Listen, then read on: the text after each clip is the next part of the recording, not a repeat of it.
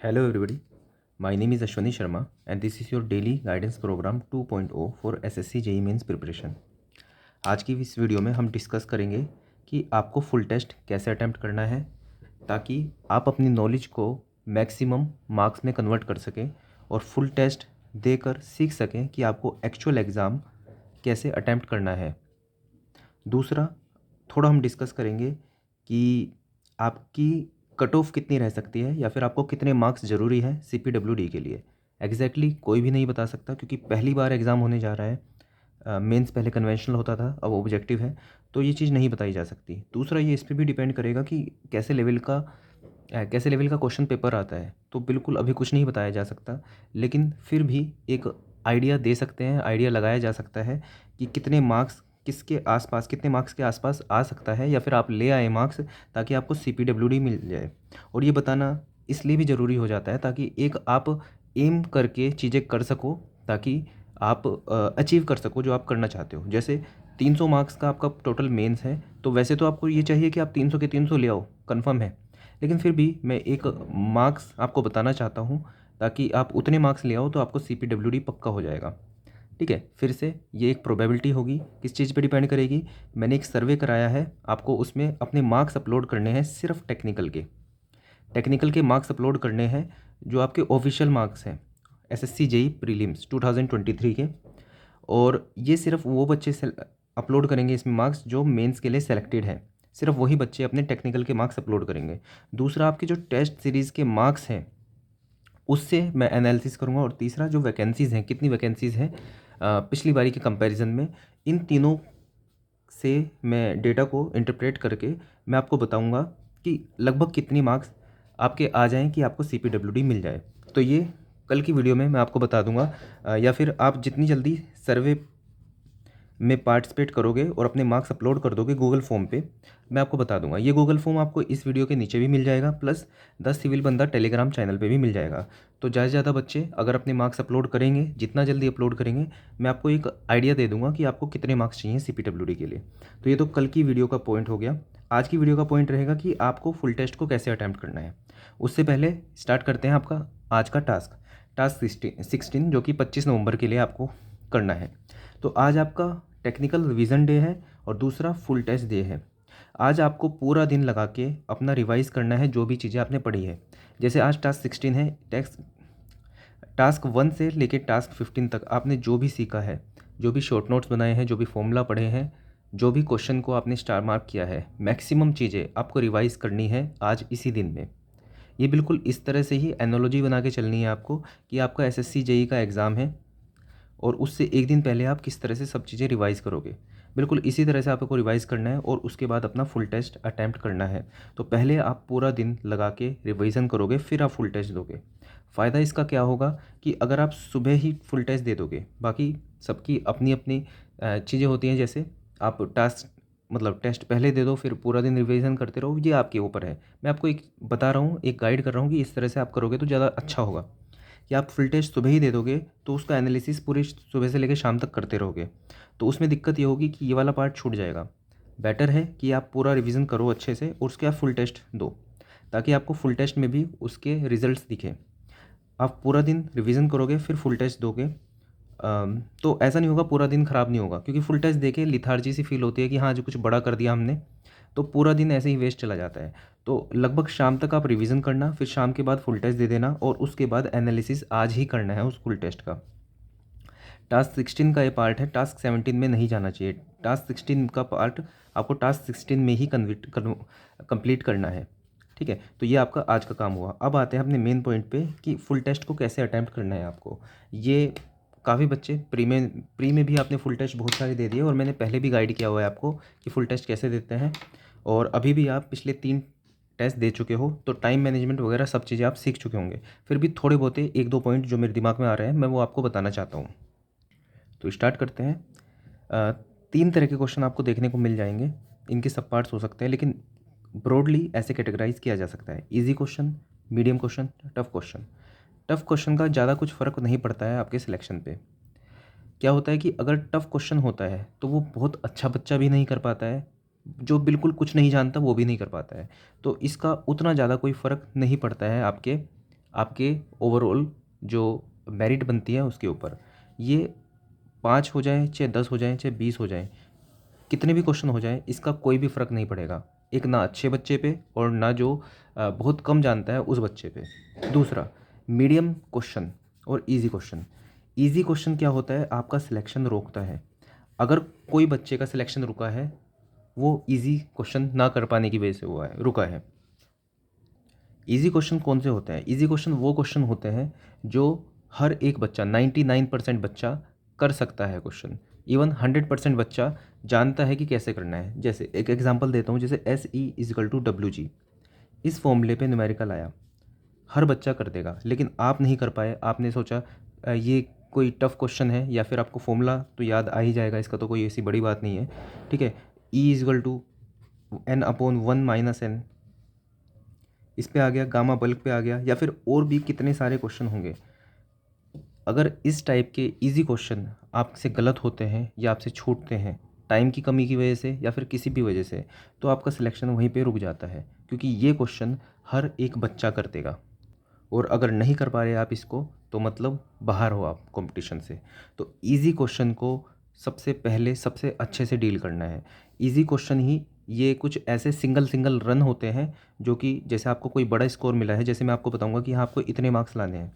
जैसे 100 क्वेश्चन है टोटल, मैं आपको बोल रहा हूँ कि जैसे 60 क्वेश्चन आपको सही करने हैं। 60 क्वेश्चन ओवरऑल आपके सही होने चाहिए, मतलब 180 मार्क्स।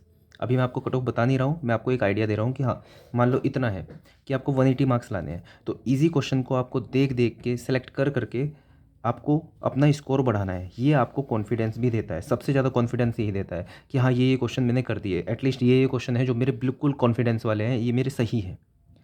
ऐसा नहीं करना है कि टफ़ के चक्कर में इजी गलत कर दो, मीडियम के चक्कर में इजी गलत कर दो। ये तो आपके हाथ की चीज़ है, ये आपको करना ही है बिल्कुल सही से। बहुत इंपॉर्टेंट है ये चीज़, ठीक है। और ये आपको कॉन्फिडेंस भी देती है। तो आप 1 से लेके 100 क्वेश्चन पर जैसे ही जाओगे, तो पहला क्वेश्चन देखा, दूसरा क्वेश्चन देखा, इस तरह देखते देखते गए, आपको ये सेलेक्ट करने हैं ये इजी क्वेश्चन कौन से हैं। और पेपर में 1 से लेके 100 तक जितने भी क्वेश्चन हो इजी, 20 हों, 30 हों, 5 हों, 10 हों, कितने भी हों, वो आपके सही होने चाहिए और अटेम्प्टेड भी होने चाहिए, ठीक है। तो इजी क्वेश्चन की कहानी है ये। मेन बात आती है मीडियम की। ये आपका डिसाइड करता है कि रैंक क्या है, सिलेक्शन होने वाला है आपका, मीडियम पे डिपेंड डिपेंड करता है बहुत ज़्यादा। अब मीडियम भी ऐसे होते हैं, थोड़े इजी साइड भी होते हैं, टफ साइड भी होते हैं, ठीक है। तो मीडियम के जो इजी वाले साइड वाले होते हैं वो भी बिल्कुल इसी रेंज में आ जाते हैं, सिलेक्शन रोकने वाले। मीडियम की जो टफ़ वाली साइड आते हैं वो होते हैं रैंक डिसाइडर। ये आप करके आप रैंक लेके आते हो अपने। टफ़ को तो बिल्कुल भूल जाओ। टफ़ तो ऐसे क्वेश्चन होते हैं जो कि बिल्कुल पहली बार पूछे गए हैं, कॉन्सेप्ट से बिल्कुल अलग, सिलेबस से अलग। मतलब इनको तो समझदारी इसी चीज़ में होगी कि पहले नज़र में देखते ही इनको छोड़ दो कि हाँ बाद में देखेंगे, अभी मैं इसमें टाइम वेस्ट करूँगा अपना, तो इतने ईजी और मीडियम क्वेश्चन को भी गलत कर बैठूँगा। तो इसको ऐसे मान के चलो कि कुछ क्वेश्चन तो ऐसे हैं जो आपको छोड़ने ही है। एटलीस्ट पहली बारी में जब गो थ्रू होंगे आप पूरे पेपर में, तो आपको ये छोड़ते हुए ही चलना है। अच्छा, एक अच्छी बात क्या है, आपके पास कैलकुलेटर है। पहले क्या होता था कि आपने एक क्वेश्चन देखा, क्वेश्चन आपको आता है लेकिन न्यूमेरिकल है वो, और उसकी कैलकुलेशन टफ है, तो आप उसे छोड़ के आगे बढ़ते थे। तो एट लास्ट वो या तो आपका छूट जाता था या फिर कैलकुलेशन नहीं कर पाते थे, टाइम की कमी पड़ जाती थी। लेकिन अब क्या है, अब आपके पास कैलकुलेटर अवेलेबल है। तो आप पहली बारी में देखा, आपने देखा कि क्वेश्चन सही है, आता है, कैलकुलेशन बहुत टफ है, तो कैलकुलेटर से तभी के तभी सोल्व करो, उसको बाद पे मत छोड़ो, क्योंकि कैलकुलेटर आपके पास है, अभी के अभी उसको कंप्लीट करना है आपको। तो समराइज़ कर दूं मैं आपको, 1 से लेके 100 क्वेश्चन आपको देखने हैं। ईजी क्वेश्चन को पहचानना है। ईजी क्वेश्चन वो भी हो सकते हैं जो बिल्कुल एक लाइन के हो, ईजी क्वेश्चन वो भी हो सकते हैं जो आपको लग रहा है कि थोड़ा सा पढ़ना पड़ेगा इसको, ठीक है। अच्छा, एक और चीज़ आप कर सकते हो, जैसे मान लो 1 से लेके 100 क्वेश्चन हो, बीच में 5 क्वेश्चन ऐसे हैं कहीं कहीं पे जो जिसके अंदर 6 6 7 7 स्टेटमेंट है, ESC टाइप के आ गए, तो अभी उसको स्टार्टिंग में छोड़ते हुए चलना कि हाँ इसको मैं बाद में बिल्कुल तसल्ली से पढ़ूंगा। आपको पहले ईजी क्वेश्चन ढूंढ ढूंढ के निकालते हैं और अपना स्कोर बढ़ाते हुए चलना है। जैसे आपका 15 हो गया स्कोर, या 20 हो गया, 25 क्वेश्चन हो गया, मतलब 25 क्वेश्चन मतलब 75 मार्क्स आपने गेन कर लिया अभी स्टार्टिंग में ही, ठीक है। इस तरह से एक एक मार्क्स को अपने बढ़ाते हुए चलना है आपको। और ध्यान रखना, अगर कोई न्यूमेरिकल है और वो आप कर सकते हो, मतलब वो आपको आता है फाइनल, तो आप उसको तभी करोगे, उसको बाद पे नहीं छोड़ोगे क्योंकि कैलकुलेटर अवेलेबल है। तो एक बारी में आप इस तरह से चलोगे। ईज़ी क्वेश्चन हर एक करना है, मीडियम क्वेश्चन सोचना है कि करना है कि नहीं करना है। कुछ मीडियम क्वेश्चन तभी कर देने हैं, कुछ मीडियम क्वेश्चन जिनमें लग रहा है कि नहीं यार पता नहीं मुझे आता है कि नहीं, बाद में देखते हैं, इसको गैस वर्क के लिए बाद में छोड़ना है, उन मीडियम क्वेश्चन को छोड़ोगे, टफ क्वेश्चन तुरंत ही छोड़ दोगे। तो पहली बारी में आप लगभग आपने अगर जो 30 से 40 क्वेश्चन कर दिए तो बहुत बड़ी बात है, बहुत अच्छी बात है, यहीं पे आपका सिलेक्शन पक्का हो जाएगा। ये 30-40 लगभग कंफर्म वाले क्वेश्चन होंगे जिनका आंसर आपका सही आने वाला है। अगली बारी में आप क्या करोगे, दूसरी बारी में ये जो आपने बड़े बड़े क्वेश्चन थे वो ऐसा नहीं था कि आपको नहीं आते थे, वो आपने बाद के लिए छोड़ा कि हाँ मुझे थोड़ा टाइम इन्वेस्ट करना पड़ेगा इसको पढ़ने के लिए, इसको समझने के लिए। दूसरी बारी में आप उन क्वेश्चंस पे ध्यान दोगे, क्योंकि आपने वो पहली बारी में अगर जो उन पे ध्यान दे दिया तो दिमाग आपका इतना मैसअप हो जाएगा उन स्टेटमेंट को पढ़ते पढ़ते कि आप इजी क्वेश्चन भी गलत कर सकते हो। तो बेटर है कि बहुत बड़ा सा क्वेश्चन है, बहुत स्टेटमेंट वाला क्वेश्चन है, दिमाग ज़्यादा चलाने वाला क्वेश्चन है, तो उसको आप सेकंड बारी जब आप दोबारा से आओ पेपर पे तब करो उसको। दूसरी बारी में आपको इतना कॉन्फिडेंस होगा कि 30 से 40 क्वेश्चन मैंने कर दिए हैं या फिर 25 से 30 को मैंने क्वेश्चन कर दिए हैं। दूसरी बारी में आप उसको अच्छे से देख सकते हो, पढ़ सकते हो और उसमें अच्छे से कंसंट्रेट करके उसका आंसर भी निकाल सकते हो। दूसरी बारी में आप इस तरफ चलोगे और दूसरी बारी में ही पेपर को ख़त्म करने की कोशिश करना, ऐसा नहीं कि तीसरी बारी के लिए छोड़ना। अब जो क्वेश्चन मीडियम होंगे, जो आपको आपने पहली बारी में सिर्फ इसलिए नहीं अटेम्प्ट किए क्योंकि उसमें टाइम लग सकता था या फिर उसको पढ़ने में टाइम लग रहा था, तो आपने वो देखा, अब उसके बाद आपने पढ़ा और उसका आंसर निकाल दिया। कुछ क्वेश्चन ऐसे होंगे जो आपने पूरा पढ़ा लेकिन उसका आपको आंसर नहीं आता, लेकिन A B C D 4 option है, 4 में से आपने देखा कि ए नहीं हो सकता, इसका कुछ भी कर लो, सी भी नहीं हो सकता, इसका कुछ भी कर लो, बी और डी, और बी और डी इतने सिमिलर हैं, बिल्कुल इतने सिमिलर हैं कि आप पता लगा ही नहीं पा रहे हो कि बी होगा कि डी होगा। तो इस केस में आपको भले ही इतना सा भी इंक्लिनेशन आपको पता ना चले कि बी की साइड इंक्लिनेशन ज़्यादा है कि डी, कोशिश करना पता चले कि बी हो सकता है ज़्यादा या डी, लेकिन होता है ऐसा कि आपको पता ही नहीं चलेगा कि बी की डी, तब भी आपको तुक्का लगाना है। ये आप फुल टेस्ट में करके देखना, आपके मार्क्स डेफिनेटली इंक्रीज़ होंगे। अगर आप ये सोच के चल रहे हो कि हर एक क्वेश्चन जो मुझे अटैम्प्ट करना है उसके 3 ऑप्शन में हटा दूंगा और एक मुझे पक्का पक्का से पता होगा, तो ये बिल्कुल भूल जाओ। ऐसे मैक्सिमम क्वेश्चन होंगे जिसमें आप 2 ऑप्शन हटा दोगे, 2 ऑप्शन में से आपको तुक्का मारना ही पड़ेगा। और अगर आप 2 ऑप्शन हटाने के बाद भी उसको सिर्फ इसलिए छोड़ रहे हो क्योंकि बाकी के 2 ऑप्शन में आपको आइडिया नहीं है, इसका मतलब आपने अपनी नॉलेज को सही से मार्क्स में कन्वर्ट नहीं किया। ये जो आपने नॉलेज से 2 ऑप्शन हटा दिए थे कि ये नहीं हो सकते, तो आपने नॉलेज का इस्तेमाल किया, लेकिन मार्क्स में कन्वर्ट तब होगा जब आप इसके अंदर गैस वर्क करोगे और वो सही भी हो जाएगा।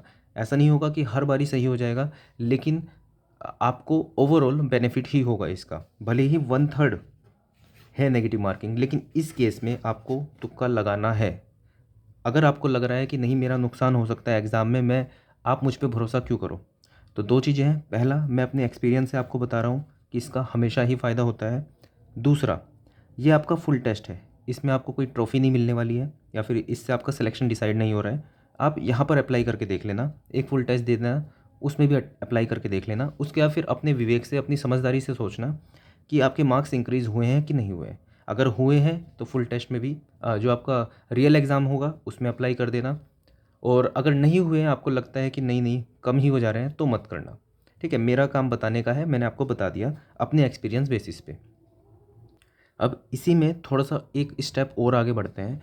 आपने 2 बार पेपर को देख लिया पूरा और 40 से 45 से ऊपर आपका अटैम्प्ट बढ़ ही नहीं रहा है। ये अभी सब्जेक्टिव है, अभी जब तक कट ऑफ का नहीं पता चल जाता कि कितने आपको अटैम्प्ट करना है, लेकिन 40 से 45 भी काफ़ी कम अटैम्प्ट है। इससे ऊपर आपका बढ़ ही नहीं रहा है। तो ऐसा नहीं है कि आपकी एक्यूरेसी इतनी अच्छी होगी कि 45 है तो 45 इंटू 3 आपको 135 मार्क्स श्योरिटी से मिल जाएंगे। बिल्कुल भी इस भ्रम में मत रहना, कितने ही अच्छे से कर लो तब भी सिली मिस्टेक्स होती हैं, तब भी गलतियां होती हैं। 135 नहीं, आपको 100 मार्क्स मिल जाएं, बहुत बड़ी बात है इतने उसमें। तो उस केस में आपको क्या करना है, आपको कोशिश करनी है कि अगर आपने एक ऑप्शन भी हटा दिया तब भी बाकी के 3 में आप तुक्के मारोगे। क्यों तुक्के मारोगे? क्योंकि इतने में तो आपका सिलेक्शन वैसे भी नहीं होने वाला है। जब आपका इतने में सिलेक्शन नहीं होने वाला है तब आपको आगे बढ़ना पड़ेगा, और तब आपको अगर 4 ऑप्शन में से एक ऑप्शन आपने हटा दिया तो बाकी 3 में तुक्के मार देना। बिल्कुल वाइल्ड गैस मत करना, उसके लिए तो मैं बिल्कुल आपको मना कर रहा हूँ। ठीक है, तो ये आपकी गैसिंग हो गई, ये हो गया कि अटैम्प्ट कैसे करोगे। तीसरा, इजी, जैसे मैंने आपको बता दिया, सिली मिस्टेक्स टफ में हो जाए कोई बात नहीं, मीडियम में अवॉइड करना थोड़ा सा, लेकिन इजी में तो सिली मिस्टेक होना मतलब कंपटीशन से बाहर, इसमें तो होना ही नहीं है। इसमें सिली मिस्टेक करने का कोई स्कोप ही नहीं है कि आप बहुत इजी क्वेश्चन गलत करके आ गए और बाहर आके ये बोल रहे यार इतना इजी क्वेश्चन था कोई भी कर देता, मुझसे गलती हो गई। तो ये कोई फ्लॉन्ट करने वाली बात नहीं है। या फिर आप ये बोलो कि यार इजी क्वेश्चन तो मेरे से गलत हो गया, लेकिन हाँ टफ क्वेश्चन मैंने कर दिया, तो ये भी कोई बड़ी बात नहीं है कि टफ क्वेश्चन तो आप कर दे रहे हो, इजी क्वेश्चन आप गलत कर दे रहे हो, तो इसका मतलब आप और बाकी सबसे भी आपका स्तर नीचे है। ठीक है, तो ये नहीं है कि टफ क्वेश्चन कर दोगे सबके बराबर मार्क्स हैं। ठीक है, अगर आप टफ क्वेश्चन कर पा रहे हो, इजी क्वेश्चन भी करने हैं ताकि आपके और ज़्यादा आपको बेनिफिट हो सके। टफ क्वेश्चन एक बारी के लिए गलत हो भी गया चल जाएगा, लेकिन ये नहीं चलेगा।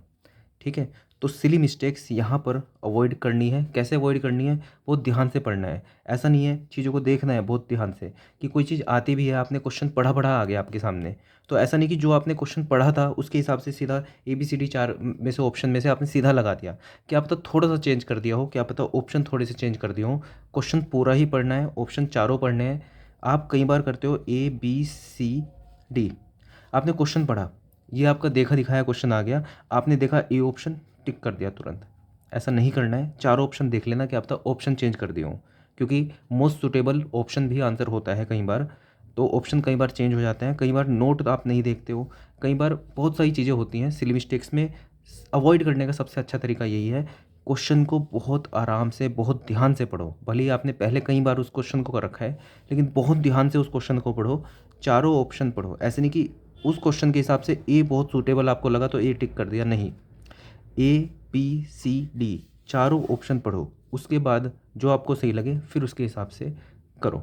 दूसरा, अच्छा एक और चीज़ है, ये थोड़ा सा मिथ हो सकता है, लेकिन आपने क्वेश्चन देखा और आपको लगा कि ये ए ऑप्शन इसका है, चारों पढ़ने के बाद भी ए ऑप्शन लगा, तो फिर भी एक बार और देख लेना। जब भी ए ऑप्शन होता है तो दिक्कतें होती हैं, मतलब इस तरह से डिज़ाइन हुआ होता है कि आप सीधा उसको टिक कर दो।